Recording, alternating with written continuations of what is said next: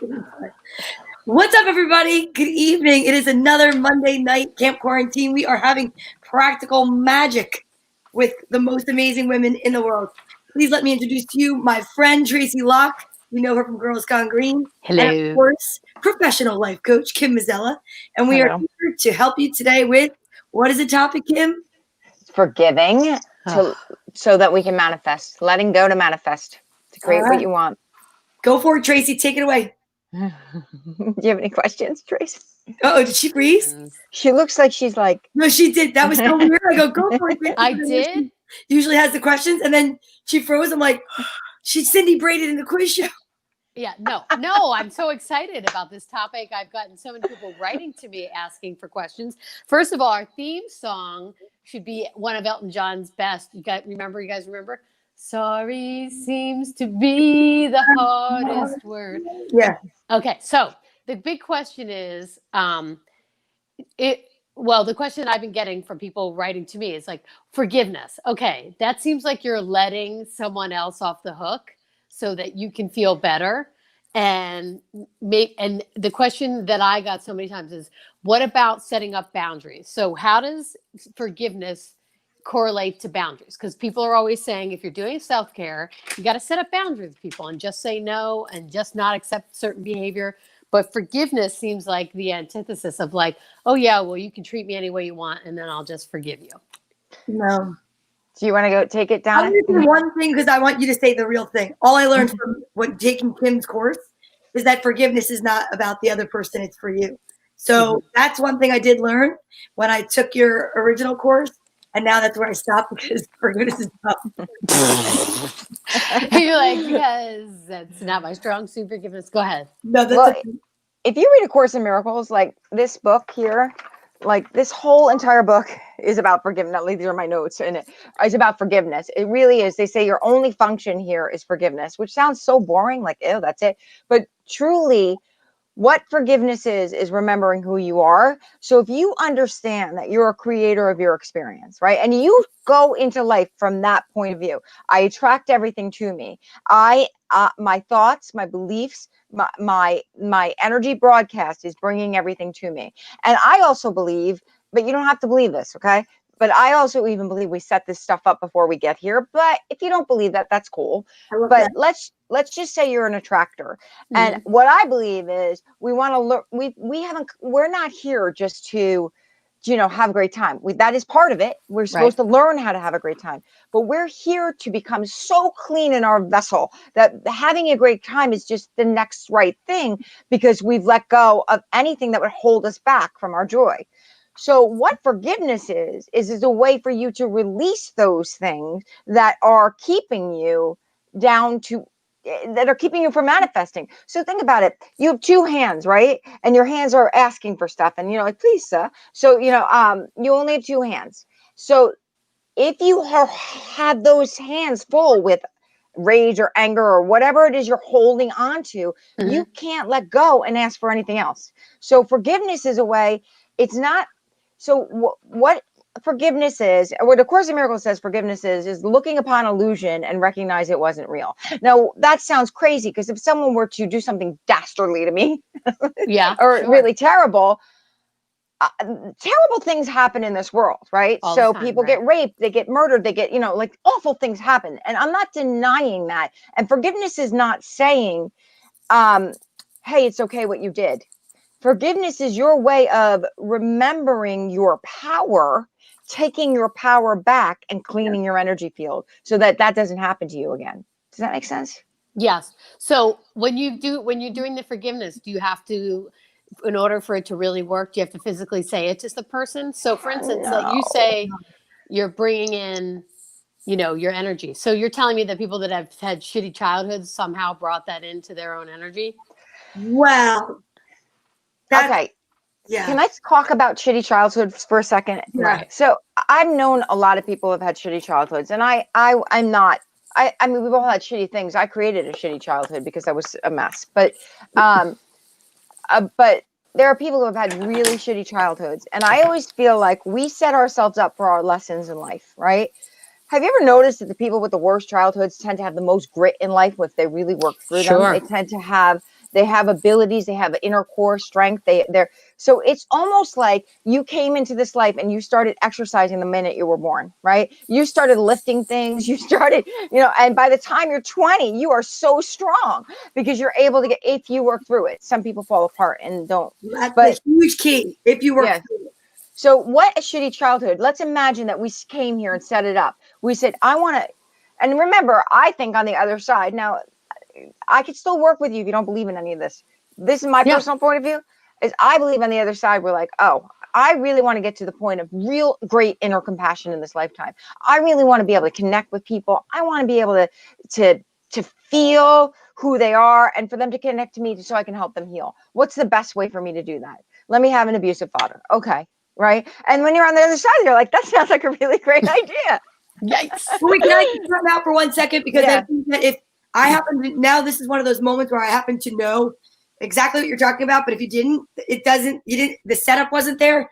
When you think on the other side, you mean predisposed, pre-birth, on this earth, depending on what you believe in. And there it was, I remember when we were talking, Marianne Williamson is a huge believer in this, correct?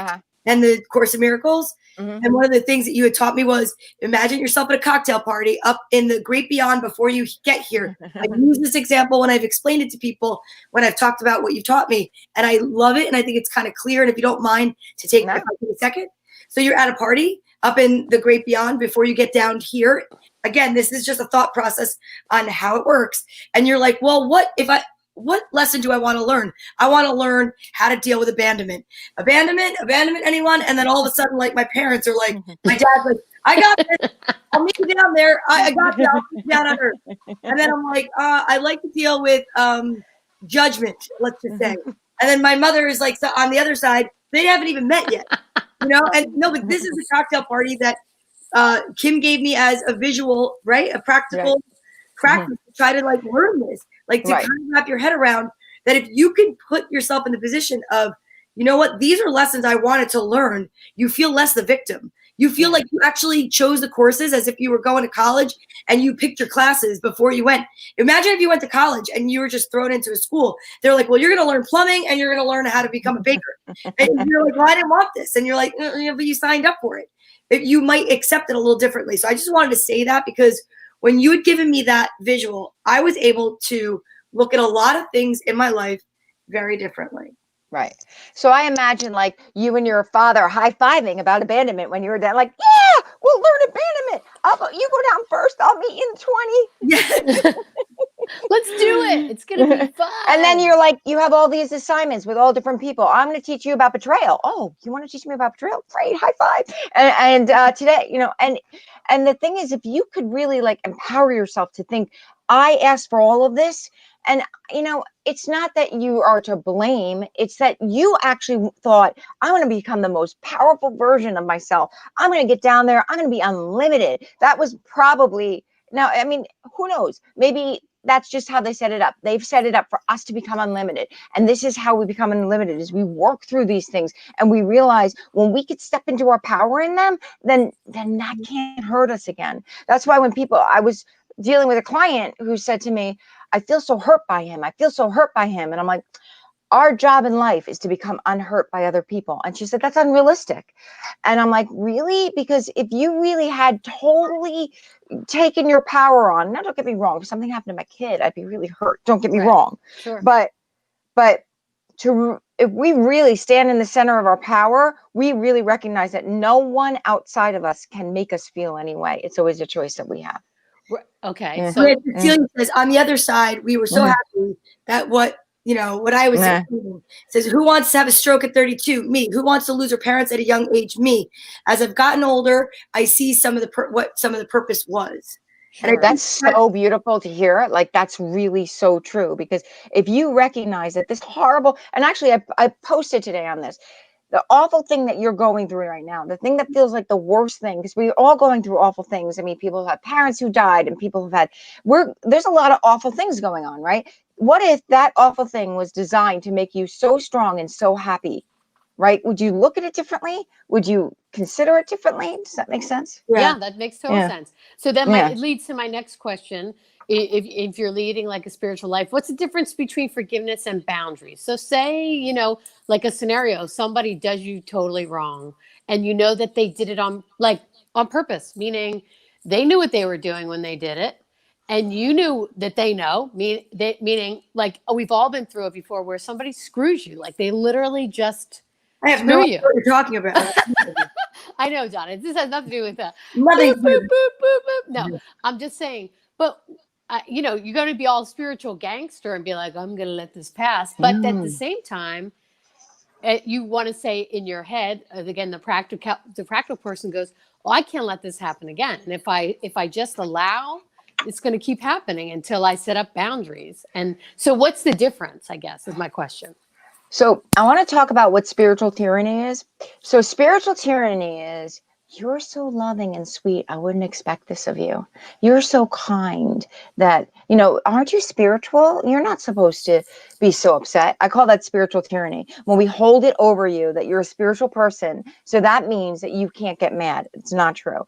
So now I do not think that a boundary and forgiveness are mutually exclusive. Okay. I actually think they're kind of go hand in hand together. So if you think about it, what forgiveness is it's owning my power. So if I'm going to stand in my power and really own my power, I'm going to also recognize that in this lifetime, this experience happened and I'm not willing to recreate it. So I recognize that you are someone, right?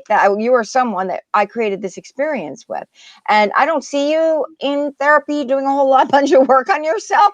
So now don't get me wrong. If a person came to me and said, I really want to work through this with you, can we go to a life coach? Can we go to a therapist so that we can work through it together? I don't want to behave like this anymore. That's one thing, right? Right. But Totally. if a person does something to you and then they do it again, the problem is you, not the person, Boundaries. right? Right. Right. So right. And if it's they do it again, agreed. But what if they just do it and you're like out of the blue and you're just like, are you kidding me? It's happened to all of us where someone just betrays you. And the first thought, of course, is not forgiveness, is like, holy crap, A, that they did it. But B, what in me gave you the impression that you could do that? And But then that's why a am I great not question to standing up for ask that? yourself. That's Right. the great question. And I'm sorry I'm taking over this, but No, I'm Pause. I asking. have questions. So, like, yeah, Yeah. I don't wanna interrupt you. that's such a great question to Really great questions here. So go ahead. So this is the next question. What in me attracted it? I always say, I try to pull myself back, right, to be a neutral witness. What would a person have to believe to have attracted that? Right? What would a person have to believe? So here's the thing. We sometimes get sideswiped by betrayal. It happens, right? But we cannot assume that we didn't have a role in it. We can't, because we are the creators of our experience. So some of these beliefs are really down deep. But the good thing is none of our beliefs are subconscious. They're all identifiable, but you have to ask yourself the right questions. You have to come at it a couple different ways. What would a person have to believe to never have this experience? That might be another question that you could ask. What have I ever experienced this before? Now, sometimes you might say how no, but then you could say you can meditate it on a little bit. Maybe I've experienced it in a different way. How have I been not placing boundaries down? How have I been not speaking up for myself? How have I been not? And what must I believe? I must believe it's not nice. See, here's the thing. That's part of spiritual tyranny. We think that in order to be a kind person, be a loving person. And I think every person on a spiritual path goes through this. I went through this with my first husband. I used to feel like a really spiritual person wouldn't fight. That was a belief I had, right? Right. I wouldn't fight. I'd retreat and I'd work through it on my own, right? Yeah. Which was like really not fair to my ex-husband because he didn't know. I was like working on a relationship by myself, right? Oh no. And he had no idea of all these things I was going through because I was like, well, a spiritual person wouldn't fight. And I had to really recognize that's not true, right? A spiritual person may not scream, but a spiritual person can engage, right? Does that make sense? Yes, that So makes total sense. a really good question you ask yourself is where have I where, and you might have to go back a bit, where did I like create this space? because somehow I created this space. And even if you don't believe it, you could say, you know what, I can't see it, but I'm going to ask the universe to make it real clear for me. And every morning you wake up, thank you for helping me see how I've created this space. Or you could come to me and I could help you work There you go. Exactly. Yeah. So one of the things I want to say, Shari Freed said immediately a while ago, I can't see you saying that to a kid who lost their parent. And I wouldn't say that to a kid who I lost a parent. I couldn't even breathe because I know you wouldn't, but I was like watching this and I'm like, so can you maybe talk a little bit about that? Well, there's context, right? I mean, like, so there's a lot of emotional pain involved in a child losing a parent, right? And a child losing a parent isn't emotionally, I mean, it takes a while to get to this, right? So think about the chakra system itself, right? By the time you don't even connect to others in the chakra system really until you're like a teenager or in your 20s. So if you really kind of think about where that would be located, so let me go back. So we have a journey of life, right? And in different stages, we're able and capable to handle different pieces of information. So I wouldn't say to a 5-year-old, wow, you know, you lost your mother. You really set that up to be a really strong person. I mean, like a 5-year-old, wouldn't understand it and would think I was crazy and probably hate my guts, right? I might not even say it to a 17-year-old. I probably wouldn't. But at 45, I think you'd probably, or even 50 or maybe by in your 30s, you'd start to move into that place where you could start to understand that this might have been a spiritual contract that I had with this person, and that this was to teach me a certain type of grit, a certain type of independence. I came in here to have a certain type of or seek partners who would help me find those things. Does that make sense? Like, so I wouldn't say it to a child because a child is not emotionally ready to learn a spiritual lesson. Spiritual lessons, by the way, we don't really start to activate that part of us that wants to learn spiritual lessons well into our 30s. Most 20-year-olds are not like, oh, I want to search for the meaning of life. No, Like, not at all. Not at all. Yeah. Yeah, that makes sense. Did you have another question, Donna? Did we have any? Just some comments and things like that. Chris Quigley says that Tracy always forgives. I had to say that. I wish I did. No, that's the thing. So, you know, as women, hold on 1 second. yep, Yogi's Sorry. going crazy. Maybe there's a ghost in the house. Oh boy, what's Maybe. going on? Could be crazy. Or it's Carly's birthday. Could be a male stripper. I don't know. Could be anything. Happy birthday, Carly, by the Yes. way. In case So you happen to be watching this. exciting. Happy birthday. I thought she was going to say she was 20, but Yeah, oh my God, I missed know. a couple of years in there. Exactly. Well, I'm going to ask you this question and then Donna can jump in. Especially as women, we are taught to be nice, as you know, so whether it's subliminal, you know, your parents might not have taught you the nice, but you definitely get that in school. You get that from friends, as far as other women, that you're not the one making waves. So, I guess again, this is like the same kind of question of boundaries and forgiveness. It's so, how do you make it okay with yourself not feeling like a doormat? Meaning, okay, you're going to forgive somebody that did you wrong in whatever context they did. How do you walk yourself through that so you don't feel like, oh, I'm just giving them a pass, and it doesn't feel like they paid for what they did, and it doesn't feel like I have any kind of like I'm getting any gratification out of it other than saying, okay, I'll let you go. It's like a free hall pass, kind of feels that way.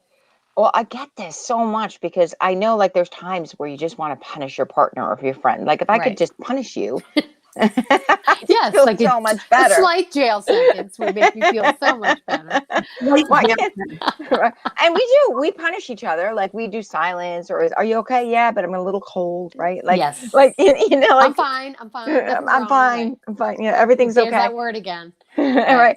And so this isn't really like light work, right? Forgiveness is really tough work, especially like if it's something terrible like the death of someone. Because when someone dies who's really important to you, it's really hard to forgive them because that's a weird thing to want to forgive, but it actually is something that you have to forgive, right? Sure. Because especially that last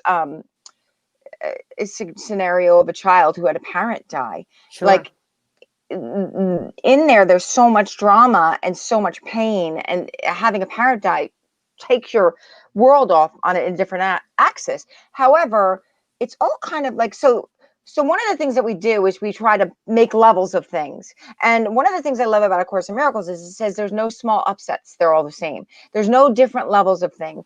Anything that is not loving is an illusion, right? Anything that is not loving is going to take you off, right? So our job is to recognize our ownership of the side of the street. It's also to recognize that we don't have to set up that scenario again. So there's a couple things that you could do. First thing, place is you do talk it through with your partner or your friend or whoever you have this thing with, right? One of the things I noticed, I had a scenario go on with someone I know where I felt kind of betrayed. And I had to work through it. And I worked through it by saying, I forgive you. I did the work where I figured out what it was. One of the things I realized was I was kind of fooling myself. So there was a scenario going on where we were making a plan. And I could tell this other person was really not into this plan. But I didn't want to hear that. And, you know, I'm an intuitive person. I knew this was going on and it went on for a year, but I didn't want to hear it. Right. So this plan was going on and I was just barreling forward because that's what I do. I'm a manifestor, right? I'm going to make it happen. Yes. And so when the time came, we decided this isn't going to work. Well, the other person said, I just really am not ready for this. Right. I felt really, really betrayed. But if I really listened to the little voice in my head for that last year, I would have known I was not listening to the little messages I was getting because I wanted my way, right? Yes. But what I did in my many, many years of spiritual practice was I punished this person for about 4 weeks by just being cold, right? Sure. Right. Knowing I have all this training. And this is why I say, like, just because I know it doesn't mean it's always easy, right? This was really, really a big, big, hard thing in my life, right? This was a really a paramount thing. So, and then I had to out myself to this person. I had to say, you know what? I am punishing you. I am behaving small. This is what I call playing small. And I'm in a lot of pain over this. I recognize I own it. I recognize that I wasn't listening to the signals. I recognize that you weren't giving me, you were too afraid. And one of the things I learned was this other person was too afraid to tell me the truth, right? Because they thought they were going to hurt me. Right. And so, so this whole drama went on. And so then what I did for weeks was I did the work of forgiveness. I did the heart-to-heart exercise, which I teach. I did the waking up and thinking, I forgive you and I release you. I ask that you're given. And then I would give things like everything I wanted for myself, I would bless on this person. I ask that you're free. I ask that your money flows freely. I ask that. So I do these little exercises, and then whatever I would come into my mind, I just after a while, because I remember this person said to me, you know, this has been like 3 months. You should be done with this. They said that to you? Yeah. And I then I killed him. And I might be doing a small jail sentence for that. Yeah, I know. But my response was, I'm working through it. I'm doing the work. Now, if I wasn't doing the work, I might have been like, yeah. And I understood, like, I'm working through it. I'm doing the work. And the work takes the amount of time the work takes. Right. Right. But I recognize that I'm working through it. I'm doing the work. And I know 3 months may seem like a long time to someone. No, it depends on the hurt. Yeah. Yeah. But once again, the other person was shocked by the amount of hurt I felt by this particular experience. So we don't relate to each other. Like, we can't always step into each other's shoes. But when I said it's going to take the amount of time it's going to take, but please notice I'm working on it. I have tools and I'm using them and I'm working through it. But this was a big thing to me. It was like a big thing to me. And I think to the other person, the problem was it wasn't that big of a thing, right? So it took a while, but now I'm over it. I got to be honest with you. So now it's like we're on month 25. 4. No, 4.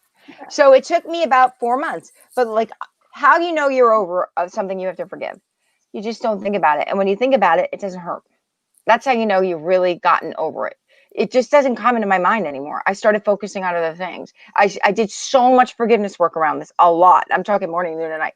And it just doesn't hurt anymore. It just like, that's how you know when you're forgiven. Because Donna, do you have a comment on that? Because yeah. I definitely want to comment on this. Yes, I have a comment. I have Frank Little Malley says, maybe you need to forgive them and actually walk away. Sometimes, yes. And so one of the things that I know from my own experience Walking away sometimes is, I mean,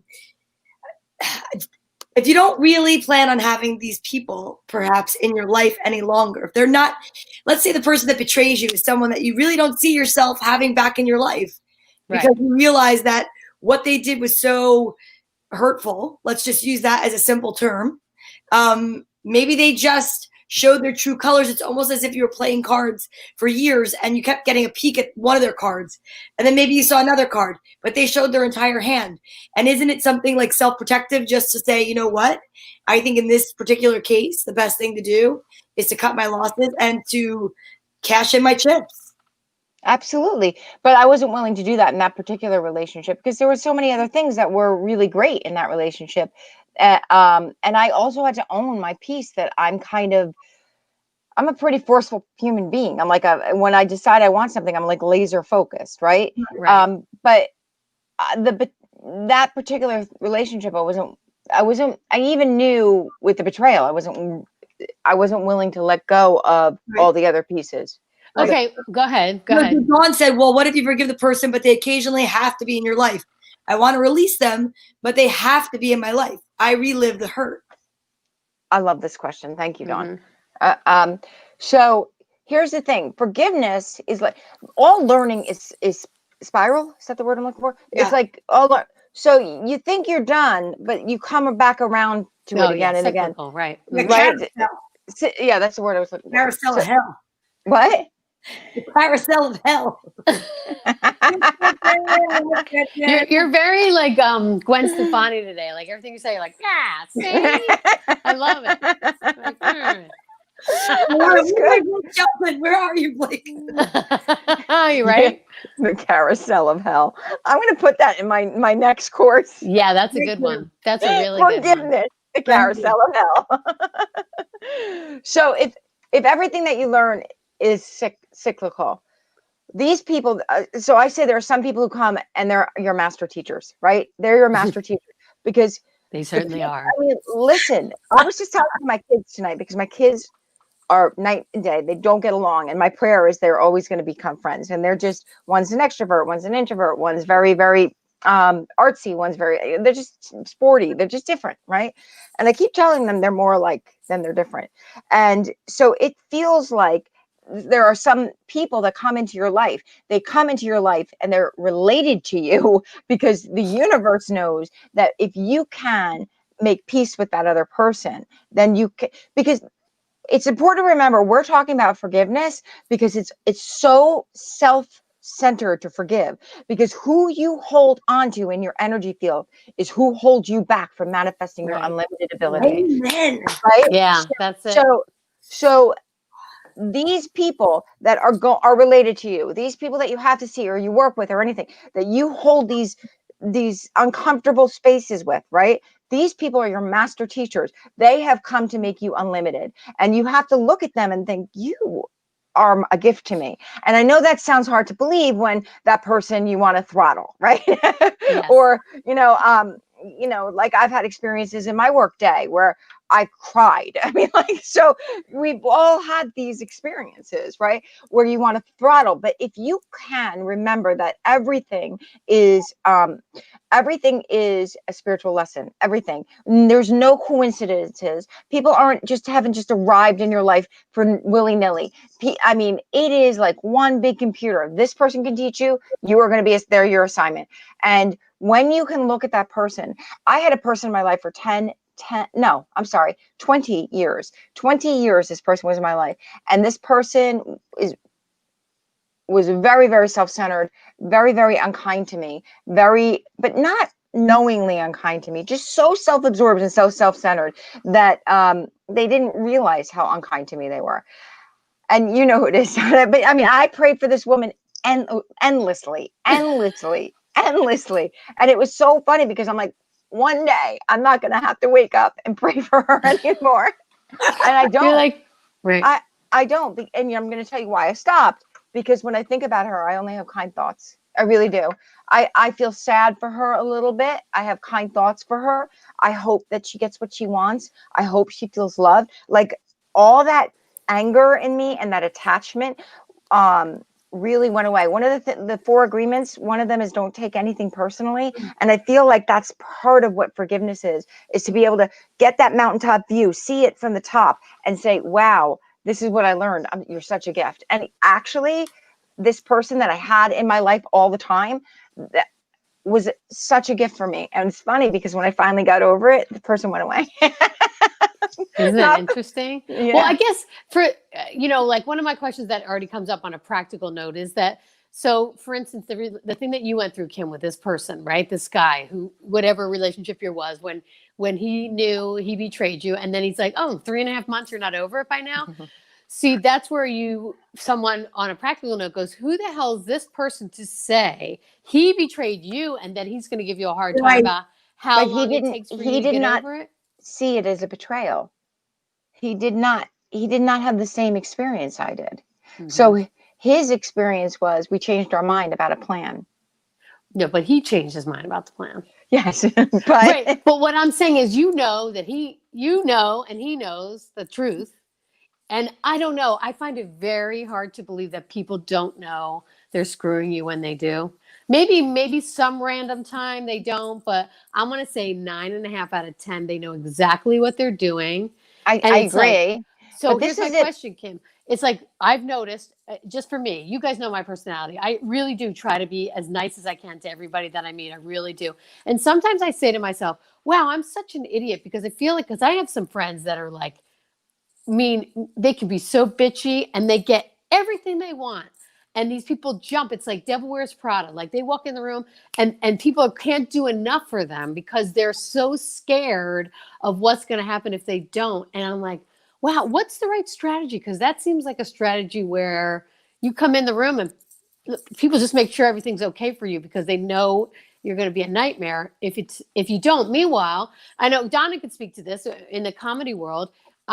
We've always been super accommodating and nice, even when things are so inappropriate, so whacked out that like shouldn't be at the level where we are of like acceptability, meaning whether they're the accommodations or I'm saying like on a professional level, sometimes you walk in and you go, how did anybody think this was okay? And what, again, Kim, same thing. What am I putting out that would say this is okay?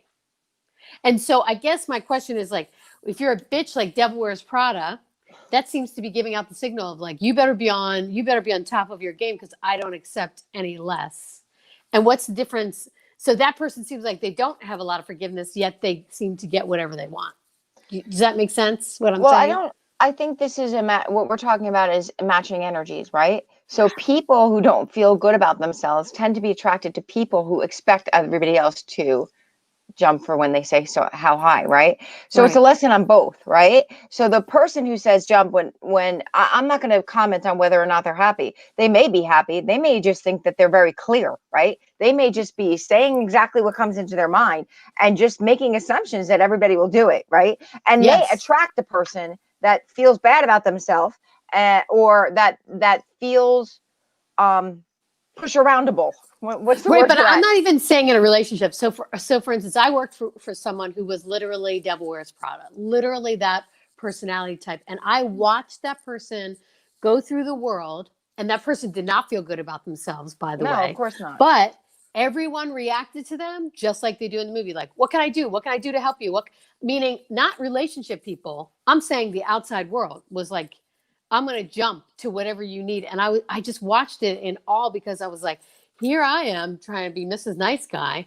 And this, is like, everybody can't do enough. Well, and so it's a hard lesson. It's like, whoa, wait a minute. Well, isn't that true though? Like, let's just talk about the bully for a second, right? Most bullies don't feel good about themselves. Right. Definitely. And people tend to be kind to the mean ones because they're afraid about being bullied, right? So this person is a bully. And what happens with bullies is they attract people who are bullyable, right? So the people who are bullyable probably want something from the bully.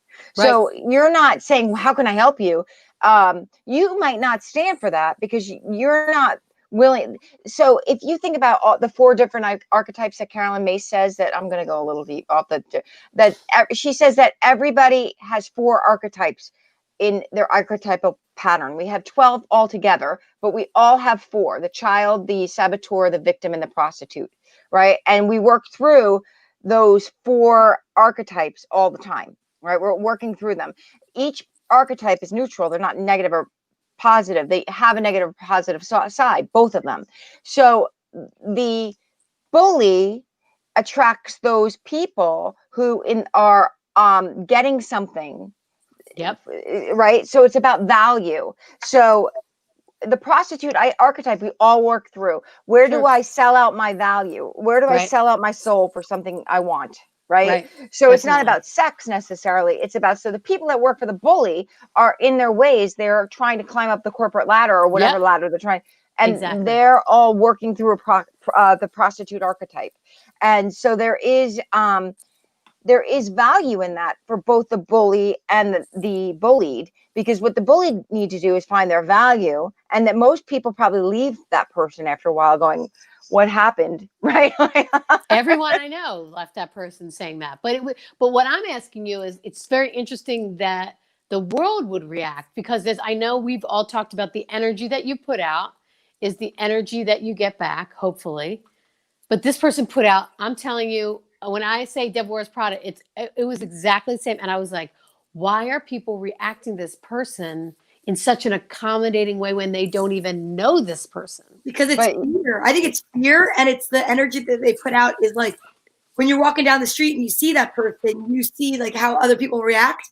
And if you walk into a room and you see people fall all over them, like you're saying it, and immediately you're drawn to going, who is that person? Do I want to know that person too? Because it creates this like mystique, like, you know what I mean? Like there's, like, I don't know how else to explain that. So I think that there's like this real, we all want to be important. And I think that we all want to know who the important person is that walks in the room. And if we're going to be in their gang and their troop, then you're going to feel equally as important. And meanwhile, you've done nothing to become important, but just to latch on to somebody else's energy and their star. And that's why I think it doesn't last. Yeah. And the other thing is, truly, the bully is just as unhappy as the bullied, right? Because that's not how you create intimate relationships, right? Definitely not. So okay, so there's people I work with that I love to work with because we serve each other, right? How can I serve you? How can I help you?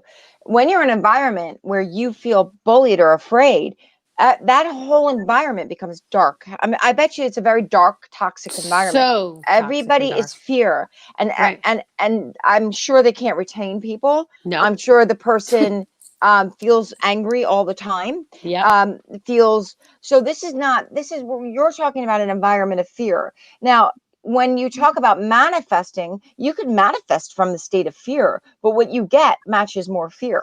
You can absolutely, because you're always getting, right? You're always creating. But what you're creating from fear, here's the thing. When you are creating from fear, what you're getting, you're terrified you're going to lose every second of the way, right? Sure. You are. So this person who's probably bullied, probably can't sleep at night, terrified that nothing's going to work out, terrified, and probably has no clue how to create an intimate relationship, because an intimate relationship means intimacy. I have to allow you in, and allowing you in means I can't command you in my space. Does that make sense? Yeah, it makes sense. Yeah. I think it's kind of like when you see a really cute kid, you see 2 cute kids, you're like, sitting somewhere in a restaurant, and the one automatically, becomes like the little, they're starting to throw a temper tantrum, and you train a child the wrong way, which is to reward that by saying, if you calm down, I'll give you candy. I think the parents actually are creating that child, because you're creating that. That doesn't go away when they're a child. That's a continued behavior for when they grow up. And that when you get older, a temper tantrum looks a lot different. You just look like an asshole. Excuse me to say that, but I think that's the energy I'm getting from the question that you're asking is, that person is used to being given what they want. If they are the loudest, if they are the meanest, if they are the cruelest, and no one has ever taught them that is an incorrect way of being.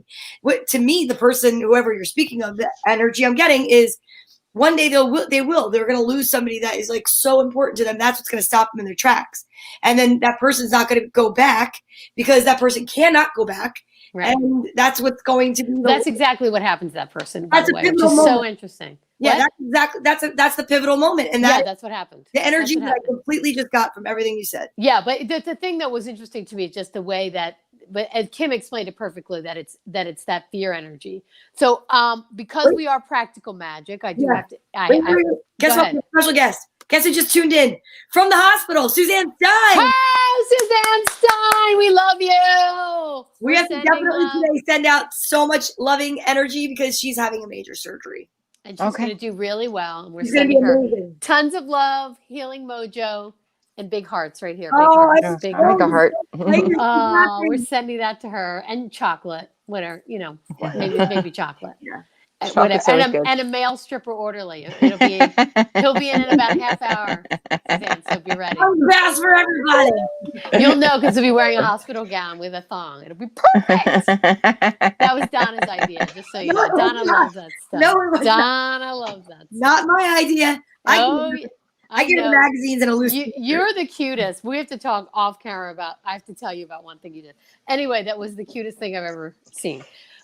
But because it's practical magic, I want to talk about the practicality of all this. So, Kim, we talked about forgiveness, and you threw a lot of terms out there that the two of you know, like heart to heart and different things like that. So, can you talk about a little bit about actual things you can do forgiveness wise, and I guess the biggest one you know this, but is forgiving yourself. So, how many times I know personally I get so mad at myself for like allowing something to happen. And now that I'm trying to work on myself spiritually, I do ask myself that question. What did I do to allow that to happen? But then I don't want to turn it into like a beat up session on myself of like, you're so dumb. How could you not see that coming? Right? Yeah. And remember, the other person did do something. Don't get me wrong. Like, right. So we're not going to pretend this is like only magical land and there is no other people. It's all just us. Right. But what the other person is a mirror for you. Right. So if another person behaves poorly, we're not going to be like, oh, you could treat me like that. I'm going to forgive you because it's all me. Right. No, I mean, so we do want to use our voice. That is the truth. Because remember, going back to my ex marriage, I was so silent and so loving. And then where is that relationship now? And by the way, I hate you and I'm leaving. Okay. So we've all been there too. We've all been there too. Not much. Yeah. So, but I'll see you at the hotel tonight. Bye. Right. So, the first thing is you take ownership for your side of the street, and then you recognize what that other person did. Right. You say, okay, well, what behavior will I no longer allow? Right. And then you own your side of the street. Okay. So with the betrayal, which by the way, the other person just saw as a change of date, just so you know, to me it was a betrayal. To the other person, it was a change of date. So, so I had to recognize that I kind of knew it, and I had to own that I was pretending I didn't. Right. So that was my side of the street, is to recognize these things. The next thing was we needed to have conversations about it. Right. But here's the thing. What if it's someone who's not alive? You could still do this process. So the first thing that I do is I picture that person. I picture myself in a bubble of light. And I do a lot to get myself grounded in that bubble of light and get myself into a happy space in that bubble of light. So sometimes you could go to a YouTube video and watch videos of Donna and Tracy making people laugh, right? And then once you feel happy after watching their videos, because I love YouTube for comedy, Yeah. it really goes hand in hand with my work, because remember, if you're in the energy of fear, anything that you attract will be more fear. So before you do the forgiveness exercise, you want to just like distract yourself with joy, right? And then you put yourself in a bubble of light. And then you could put the other person in a bubble of light, but they're in their own bubble of light. They're not like connected to you at all. And then what I do is I imagine a beam of light going from my heart into their heart. And I send a beam, I ask their spirit, and spirit always says yes. We're not talking about their ego personality. We're talking about part of them that is spirit. and ask their spirit to send a beam of light from their heart to my heart. And then I literally have a conversation with this person about what I would like to forgive them for, and what I would like our relationship to look like, and what I'd like going forward. And I even say, I'm working on letting this go. And, I ask your spirit to help me let this go, because I'm really finding this very difficult. And so I'll see them, and then I just listen, right? I listen to if their spirit, not their person, if their spirit has anything to say to me, right? Now, not all of us are intuitive, so you may hear nothing, but you set your intention, right? You just set your intention. My intention is I'm going to really forgive you. And I ask that we can find a space of peace between us. I ask that we can find a space of love between us. And then you just listen, right? And the spirit's different than person. Remember, it's like you're going to the best version of this person. And then you just imagine that this person floats away. And you might do this a couple times, and you might have a conversation. I walk people through this in my program. And then you set up mantras whenever that person pops into your head. I forgive you, Roy Rogers, and I release you to whatever it is. Well done, Back to trigger. Go to trigger. I release you to your biscuits. But whatever, it might look like, I forgive you, Sally, and I release you to light, or I forgive you, Sally, and I release you to God, or I release you to the Holy Spirit, or I release you to joy, or I release you to fun. I mean, make it like a mantra. You're walking through a store. I forgive you and I release you. And I ask it. And then you ask for gifts for that person. So you could say, I hope this person, I hope she finds peace. I hope she finds love. I hope she finds joy. When you offer blessings for another person, it works on the rule that this is the rule. The rule is whatever you can only keep what you give away. And thoughts increase when you share them. That's the rule of energy. You only get to keep what you give away. Does that make sense? So it doesn't make sense a lot of the time. Hi, Tracy. Oh, she's coming to hug me, everybody. My audio is out. Oh, crap. Oh, really? You don't have a key? Here she goes. Here she goes. She's Wait, walking I'm through her house. going to take her out for a second, because if she saw that angle, she'd be mad at herself. I'm appreciative that you took her off. That was very cool of you, Donna. Because I love her, and I know that I've done enough videos with her that if she'd be like, "Oh, Donna, why'd you have that angle?" All right, so I'm listening. Go ahead. I know that part of the practice, and I love that, and I think that that's something important for people to know. Yeah. So if you know the rule, you only get to keep what you give away. And this rule is really hard to learn, because this rule goes with rule number 1, which is, it's all me. And most people, you can believe it if you hear it, but actually, hi, Tracy. Do you hear us? No. But can she hear us? She wants to be here. Wait, I don't know why.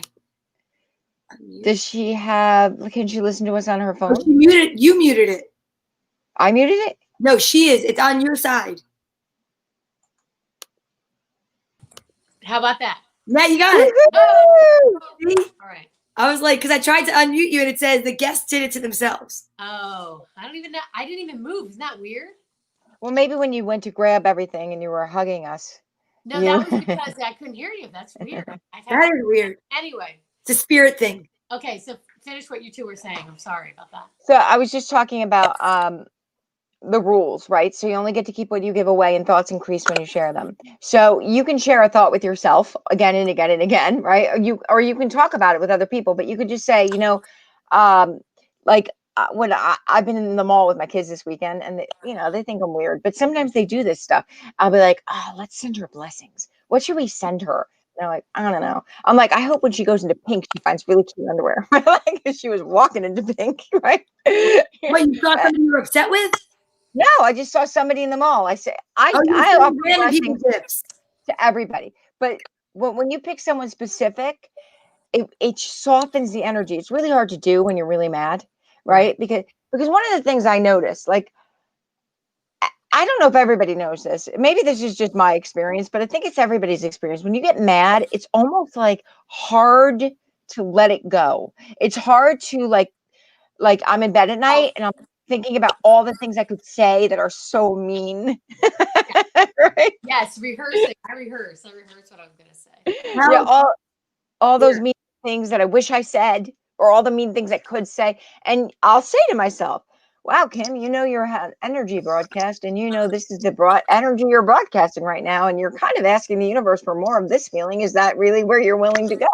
And I might say, yeah, like, Yeah, I know. but eventually do get off that, because especially the more you practice it, because you really do realize that whatever you put out in the universe comes flying back at you. Right. And I don't want anger. I won't necessarily, thank God, get what I asked for in the middle of the night for whomever I'm asking for.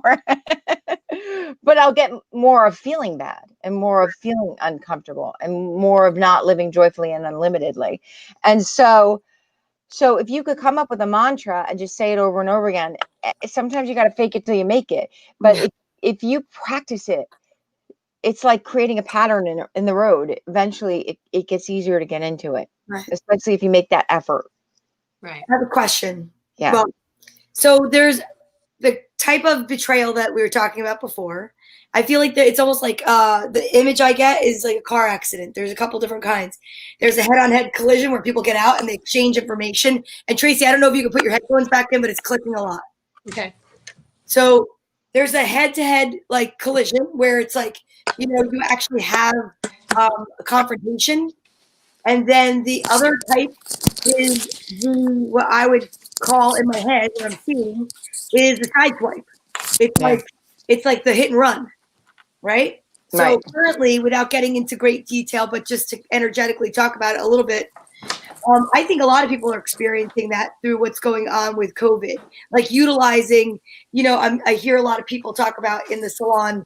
One of the biggest things, and this is direct and indirect, waiters that won't go back to work, people that won't come back to work because of the finances, and then receiving money, and like people are starting. That didn't make sense. I saw your face. No. Yeah. Okay, restaurant owners can't get their wait staff back because people are not going back to work because they're making more money at home than they are going back. Right. Utilizing that as an across the board, I think everybody here can understand it, no matter where they are energetically or working. I think everybody knows what I'm talking about. So like for that energy, when you know that people are not doing what they should do because of, the hell with it, I'm just going to say, so my staff, right? I was trying to come up with an analogy. I get what you're saying. It's like chickens in a hen house. It's abandonment issue. Like, so there's like a complete, there was no confrontation. There's no room for confrontation. There's no room for conversation. And that dog, I'm really going to have to give him away. There'll be no conversation. Is it that the truth always gets a dog bark? Like I used to say, like the dog. That dog could please be quiet while I'm on the air. That'd be great. So, okay, so let's just start here.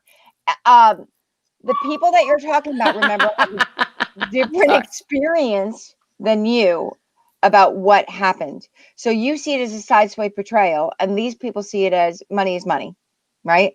And you see it as it's not about that anymore. That was me trying to make an analogy. We're not talking about it.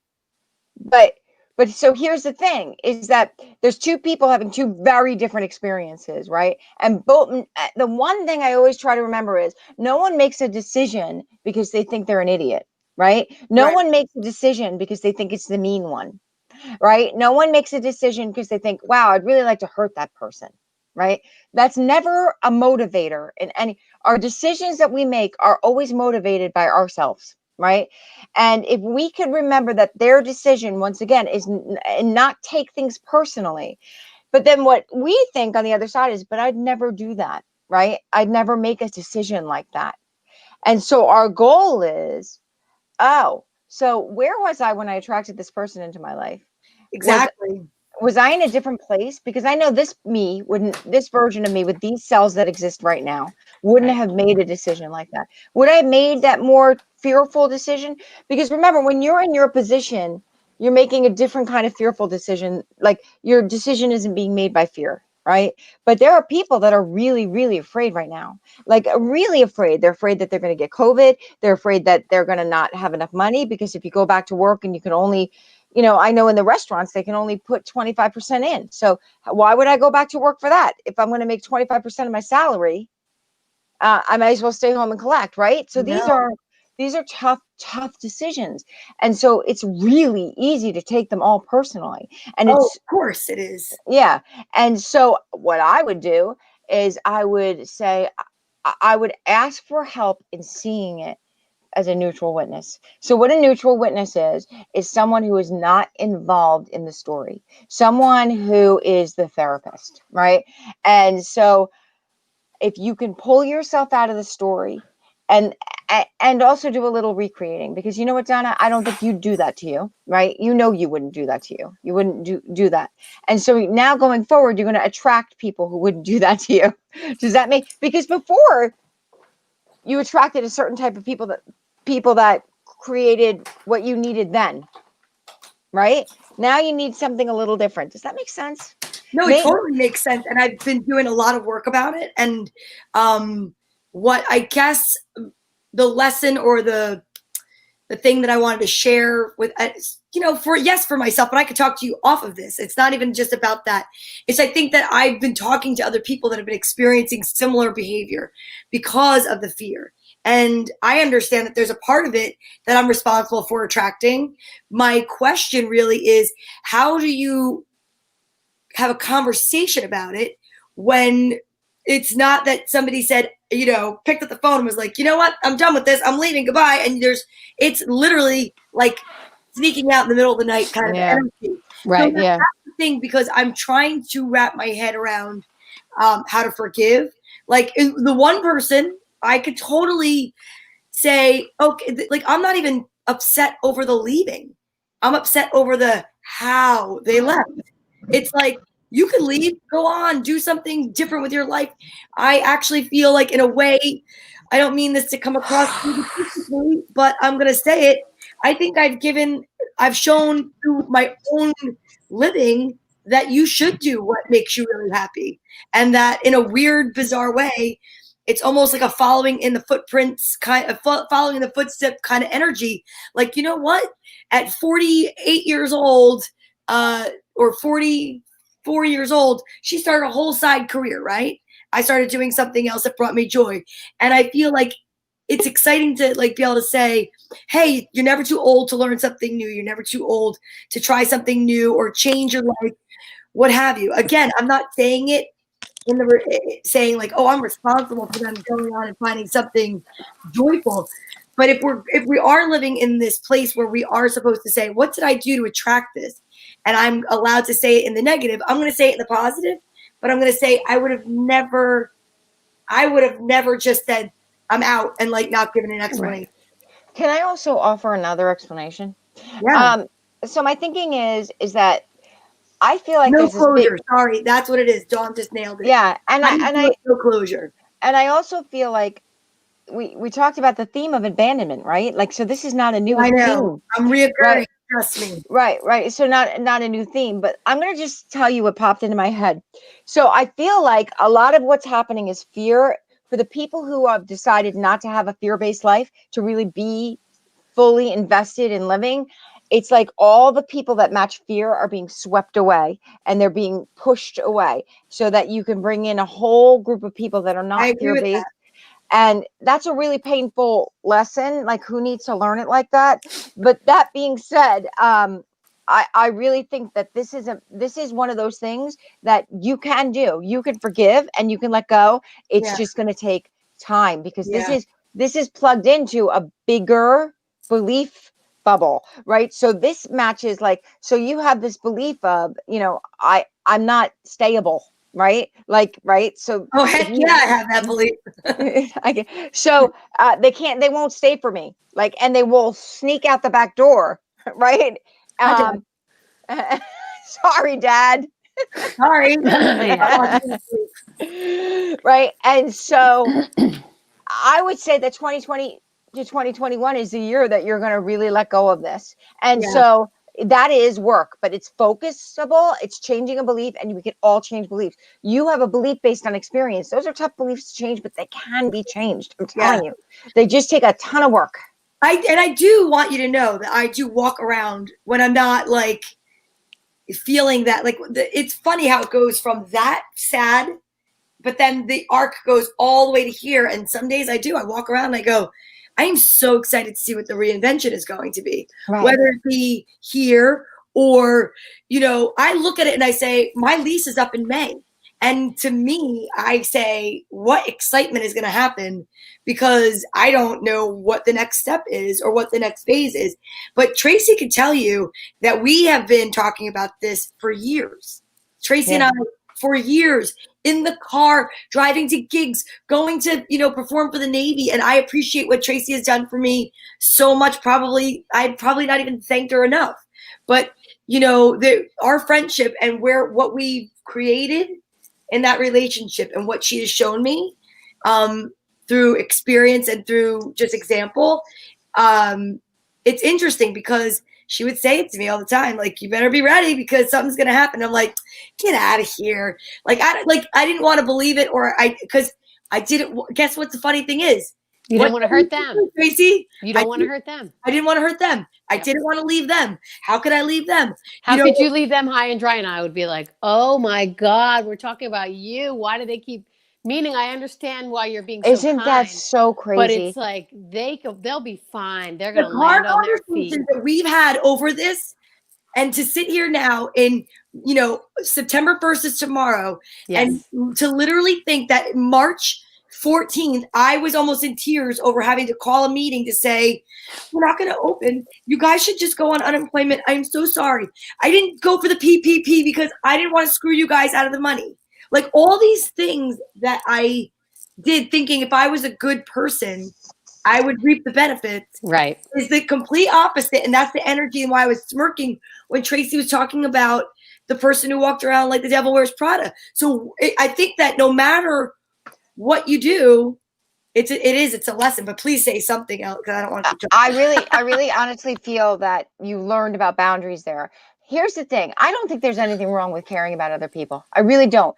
But if you're putting them in front of you, then that's, it's funny because I had a client that has been talking about this business that she wanted to create on the side, but she's doing that business for another business, right? So, and then somebody called her and asked if they could work on the side. And she's like, well, I already have that time slot with this business that I work for. And I'm like, well, you got to make a decision. Do you really want to work for yourself, or do you want to work for somebody else? Right. But isn't it unfair? I'm working those hours with this business. No, because you have to make a decision about what you really want. And what I think maybe you were using all those people as an excuse for you not to go create. Ding, ding. Jackpot. That's the biggest jackpot time. Kim, you hit it on the nose. Bam! Yeah. That's why she's professional, ladies and gentlemen. Exactly. If you have anything to work through, we need to call her. I made a promise a couple of comments ago to our friend Suzanne Stein. She has. I wanted to wait till the end because it's now we're at an hour, and I will be picking a card like we do like we always do. But Suzanne would like to know, how is it possible to, or what do you do? Wait, I got to get back to it because it's important. To work through the fear when she has to go through a major surgery tomorrow morning. She wants to know, what do you do with your fear of surgery? I wish I knew about this months ago. I do. I wish I knew about it months ago. But here's the thing. So when you feel afraid, it's because of thoughts you're thinking. It's that simple. So you've got to find real thoughts that calm you down. So let's practice them. So, plenty of people have been through the surgery and have come out successfully. Is that a real thought that makes you feel better? If it does, then take it. I know that I've healed from things before and I can heal from things again. I know I've gotten cuts and wounds and healed from them and can heal again. I know that I've picked the best doctors and I really trust them and I really love them. And I know that I'm going to pray for those doctors and that they're going to be surrounded by their angels tonight. And I know that I'm going to get to the other side and really look through this and my life's going to be better. I don't know what the surgery's for, but it's a heart replacement. And I know that today is the worst I'm ever going to feel. Maybe right after the surgery, I feel a little worse, but I know that I'm going to get to that other side and be better and stronger and feel better and stronger. It's not about finding fake thoughts. It's about finding thoughts that really, really feel real, and just saying those thoughts over and over again and seeing if you could find even a better thought. I know that I know that there's people like go on the internet. Have people ever like run a marathon after a heart valve replacement? If you can find that person, that would be awesome, right? I know that Joe Schmo ran a marathon this far after a valve replacement, and I bet you her doctors have all said to her, I do this every day, right? And so we could just say a little prayer. Thank you, universe. Surround her doctors with so many angels who guide their hands. Thank you. Surround that room that she's in with safety and light. Ask that tonight she sleep peacefully, so peacefully and calmly, and she sleeps with the angels who surround her and protect her, and that she wakes up so calm, and that every step of the way she keeps thinking everything always works out for me. Everything converges together to make such a smooth and easy day tomorrow.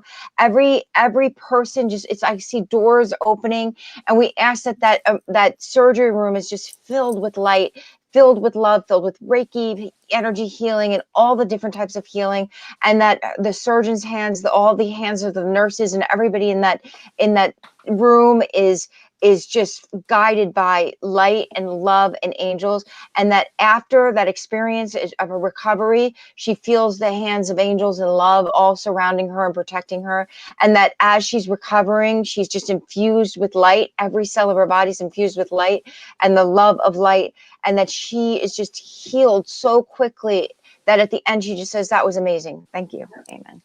Amen. Great. That was great. Great. We're sending her so much love. She knows that. Oh my gosh.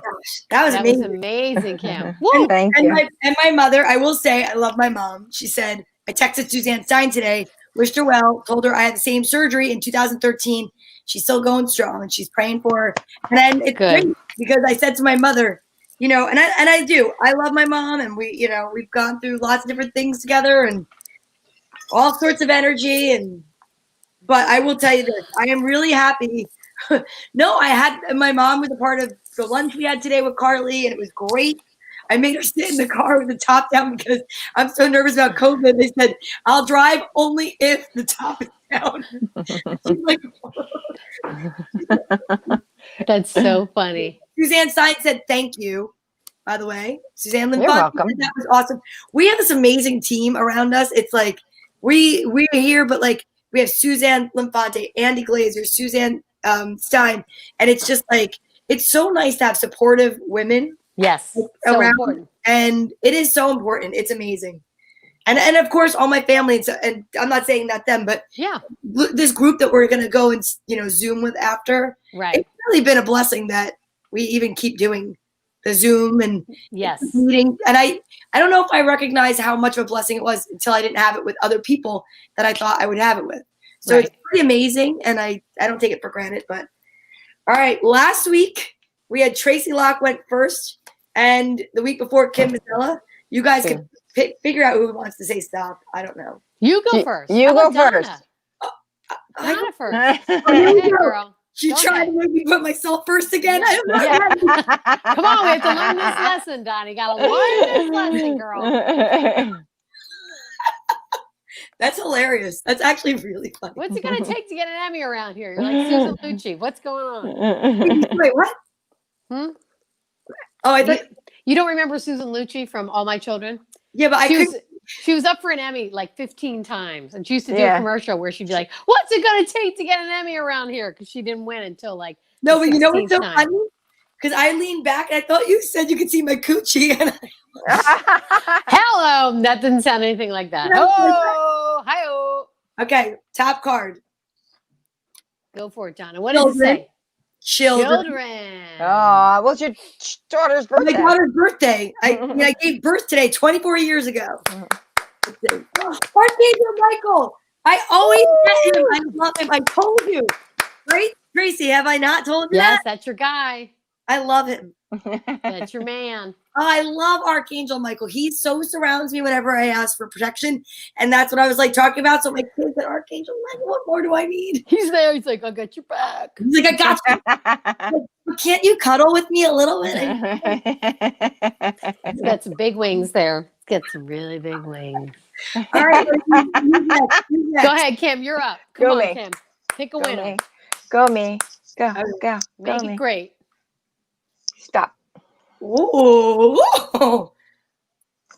Children Oh my god! I spent my weekend painting my kid's room. and abundance. Oh, yay, yay, yay. Wow. Sounds good to me.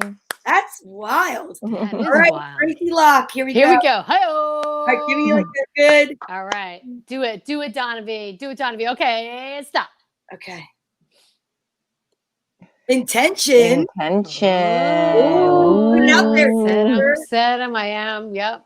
Okay. Retreat. Oh, that's Oh. good too. Retreat.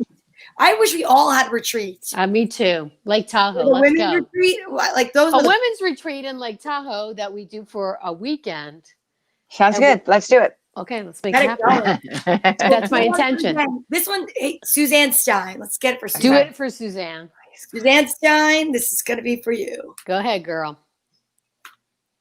Come on, Cindy. Okay. Soulmate. Soulmate. Okay. Nice. Maybe it's going to be whoever's doing your survey. A rich doctor. Ideas and inspiration. Oh, she's going to get a lot of material out of this. Maybe That's she's going to exactly get material. She's going to be distracted. Maybe she's going to fall in love with her heart doctor and there'll be a Oh, wait, whole she said stop now because it's like delayed. Sorry, What? Suzanne. What's delayed? The comments are like, there's like a little bit of a delay Oh. when the comments come through. So I said, I'm going to do this one for Suzanne. She wrote stop, Oh. but it showed up later. Yeah, sorry. I thought you were saying stop talking. I was confused. No. She just said stop. I thought she was going to say stop. Vince is in the room. That's what I thought you were going to say. No, she's got to be alone in there. She's like, she's having kind of her life in there. Come on, rich Jewish doctor. Make it happen. Woo, no whammy. And I think like, what a great topic. I think that we can probably do forgiveness for days. Yeah, I know. For days. That was amazing, lady. So next week we'll be back. Kim, do you want to tell them what the topic's going to be or surprise them? We'll surprise them. We'll surprise them. Are we Yeah. going down the list that I gave you? Yes, exactly. But so we have plenty of them. So Yes. it'll be a surprise. You got to tune in. We'll let you know later in the week. We'll have it out early, so you'll know to tune in. But you guys did an amazing job tonight. You It was did so too. We did too. We all interesting. did. This is amazing. I know. This it was is a great amazing. week. Thanks, guys. People are saying they needed this. They said thank you to everybody that's watching on Facebook and YouTube and Periscope. I want to say thank you so much for being here today. It was actually, this was such an amazing show. They all are. And I'm sorry I had to run out because of the dog, but I really got nervous. Like he was barking at a pitch I've never heard. So until next week, guys, we wish you love and light and peace. Bye. And we'll see you next week. Ladies, you guys stay where you are.